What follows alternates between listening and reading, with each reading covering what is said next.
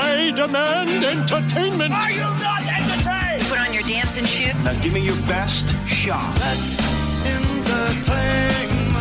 That is entertainment. Emma Gillespie is here. It's all about the Oscars, but really, we don't care about the Oscars. Exactly. Unless Equalizer 3 is in there.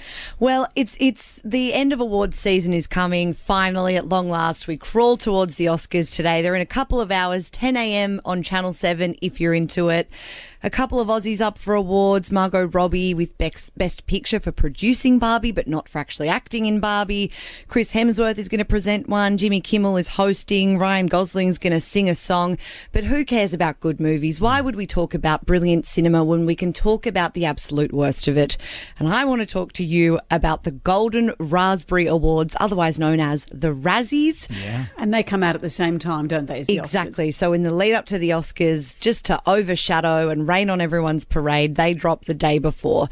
So it's the dishonourable mentions for the worst of the worst performances in films of the year. But it is quite legit, as it turns out. In its 44th year, more than 1,000 Razzie members from across the US and some other countries vote.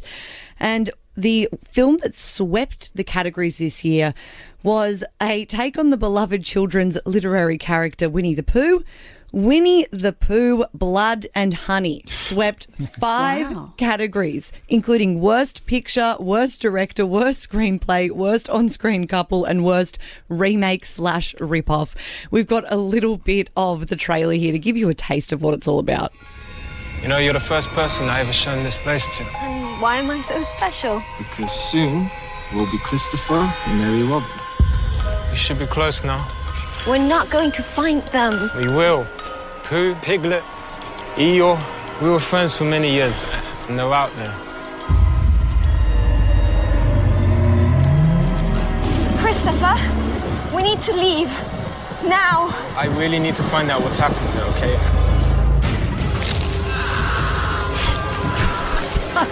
So what is the premise? Slasher. What is the premise is a very good question. This is what the premise is meant to be, but I can't find any evidence that there's much of a plot.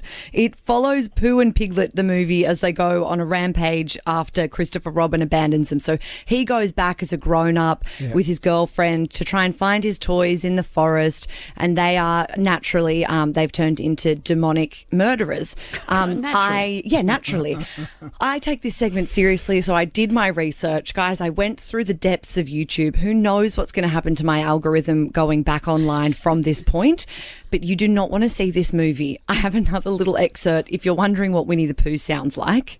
Let her go. No. I'll stay with you forever. Take me instead.